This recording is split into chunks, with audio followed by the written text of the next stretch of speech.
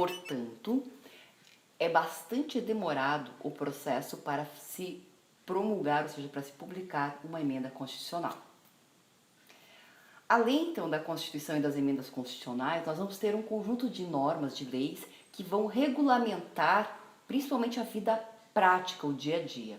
Essas são as leis complementares, ordinárias, eventualmente um decreto-lei e medidas provisórias. O que são as leis complementares? As leis complementares são tipos de leis específicos que são previstas na Constituição para regulamentar em determinadas matérias. Por exemplo, tributos. Os tributos só podem ser regulamentados por meio de uma lei complementar. Qual que é a diferença entre uma lei complementar e uma lei ordinária?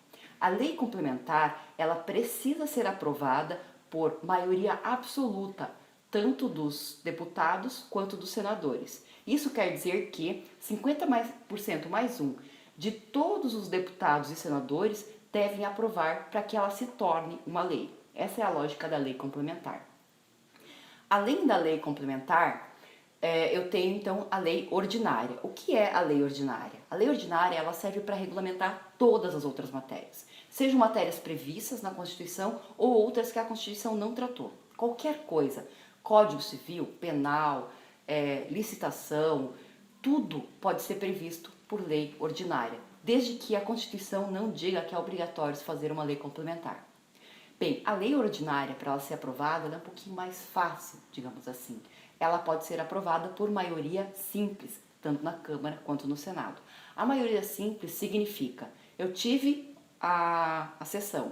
Nessa sessão teve quórum, teve o mínimo necessário de pessoas, de deputados ou senadores presentes.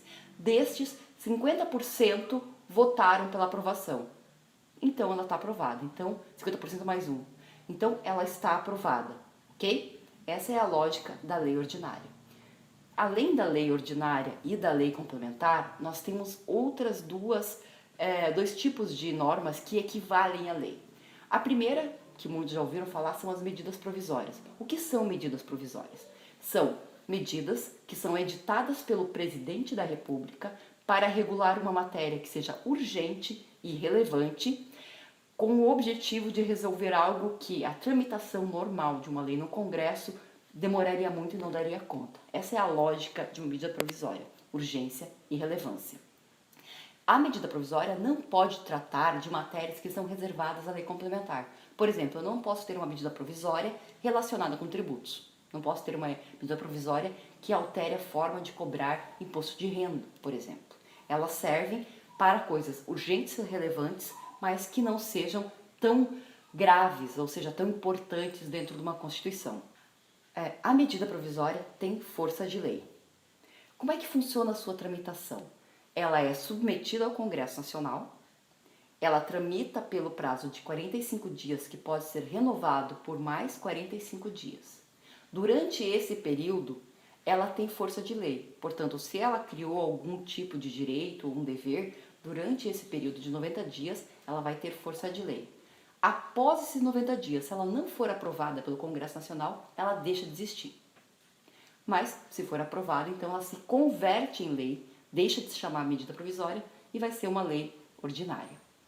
A competência, então, para propor uma medida provisória, só para ressaltar, é do presidente da República e a votação sempre se inicia na Câmara dos Deputados, depois ela vai para o Senado. Além da medida provisória, eu tenho um outro instrumento que hoje não está mais vigente, que hoje eu não posso mais editar novos, mas que existiu tanto durante o período do regime militar Vargas, quanto durante o período do regime militar agora mais recente, né, na época de 64 em diante. Se chama Decreto-Lei. Nesse período, o presidente da República tinha o poder de editar um decreto-lei que tinha força de lei. Inclusive, nós temos uma série de leis hoje, entre aspas, leis, que são decretos-leis desses dois períodos. Um exemplo é o Código Tributário Nacional, que é um decreto-lei que continua vigente. Qual que é o foco de um decreto-lei quando ele foi criado? O decreto-lei tinha o objetivo de regular, criar novas matérias que não ou tivessem previstas na Constituição. Atualmente, só foram recepcionados os decretos-leis que eles não contrariavam a Constituição Federal. Bem, Esses quatro, lei complementar, lei ordinária, medida provisória e decreto-lei, todos têm força de lei. Agora a gente vai para uma outra área que são os atos administrativos. O que são esses atos administrativos? São atos que são emitidos pelo Poder Executivo para regular determinada situação. O primeiro ato administrativo e mais conhecido é o decreto. O decreto, ele sempre é emitido pelo chefe do Poder Executivo, ou seja, pelo presidente da República, pelo governador ou pelo prefeito. Qual que é o objetivo de um decreto? O decreto tem como foco regulamentar uma lei ordinária ou uma lei complementar, dizer como que ela vai ser executada na prática. Ela deve sempre respeitar os princípios constitucionais, não pode contrariar um princípio constitucional e não pode contrariar também a Constituição. Um decreto não pode nunca criar, modificar ou extinguir direitos. Essa é a lógica. Na prática, alguns decretos às vezes acabam extrapolando, mas a teoria é que ela não pode extrapolar, ela só vai regulamentar aquilo que já está na lei. E a competência, ressaltando mais uma vez, é do chefe do executivo. Por fim, temos os atos administrativos complementares. O que são esses atos administrativos? São atos que visam executar ou dar alguma forma de execução para as leis e os decretos. Nós temos alguns tipos de atos administrativos. Por exemplo, atos administrativos normativos. São aqueles que vão determinar uma forma específica de execução. Nós temos, nesse caso, instruções normativas e resoluções. Um exemplo bem concreto. Eu tenho a lei, que regula o Código de Trânsito. Eu tenho o decreto, que vai determinar, por exemplo, a obrigatoriedade de se fazer uma autoescola. E eu vou ter uma instrução normativa ou uma resolução do CONTRAN, que vai dizer quantas horas são necessárias para alguém fazer a autoescola e poder fazer a prova. Então, essa é a lógica do que para que serve um ato administrativo normativo. Além desses, há os atos administrativos ordinatórios, que ordenam algo. São o caso, por exemplo, de circulares, portarias, ofícios, despachos e ordens de serviço. Por exemplo, eu ordeno que determinada pessoa se torne o chefe de um determinado local. Então, eu vou fazer uma portaria e essa portaria vai ser publicada no Diário Oficial para ordenar que essa pessoa assuma essa função. Além desses, há os atos administrativos negociais. O objetivo deles é estabelecer uma negociação entre órgãos públicos ou entre órgãos públicos e privados. Por exemplo, conceder uma licença, uma permissão, uma autorização, homologar alguma contratação ou homologar uma dispensa, por exemplo, de licitação. Então, eles finalizam ou eles estão em alguma etapa do processo negocial. Quando o poder público vai comprar algo, por exemplo, ele precisa fazer uma licitação. E o resultado dessa licitação precisa ser homologado. Esse é um ato administrativo negocial.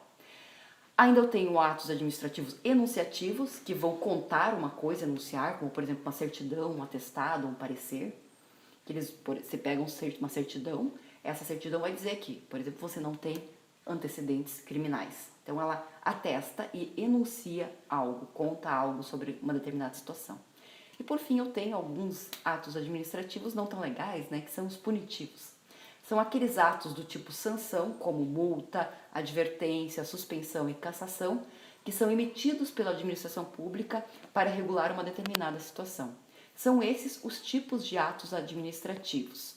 Todos eles, tá? Constituição, emenda constitucional, decreto, lei e atos administrativos precisam ser publicados no Diário Oficial da União ou dos estados, ou quando houver do município, para que eles tenham uma força normativa efetivamente.